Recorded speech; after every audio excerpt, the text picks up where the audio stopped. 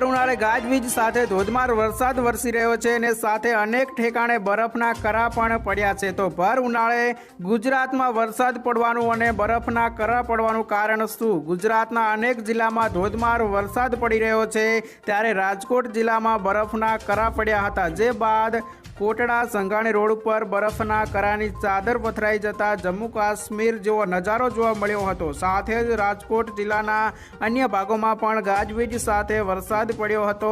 રાજકોટના લોધિકામાં ધોધમાર વરસાદ પડ્યો હતો, જેના કારણે ચણા અને ઘઉંના પાકને નુકસાન થવાનું ખેડૂતો કહી રહ્યા છે। જ્યારે પણ ગરમી વધારે પડે ત્યારે હવા ગરમ થઈને ઉપર જાય છે, ઉપર જઈને હવા ઠંડી પડે છે, સાથે જ તેમાં રહેલું ભેજ પણ ઠંડો પડે છે અને તે પાણીમાં રૂપાંતર થાય છે। આ હવા નીચે આવે છે અને ગરમ થઈ ફરી ઉપર જાય છે। આ ચક્ર કેટલાક સમય સુધી ચાલે છે અને હવાને ભેજનો જથ્થો વધારે હોય તો તેના કારણે વરસાદ પડે છે। હાલ ગુજરાતની આસપાસ સાયક્લોનિક સર્ક્યુલેશન બનેલું છે અને તેના કારણે અરબ સાગર પરથી આવતા પવનોનો ભેજ લઈને આવે છે।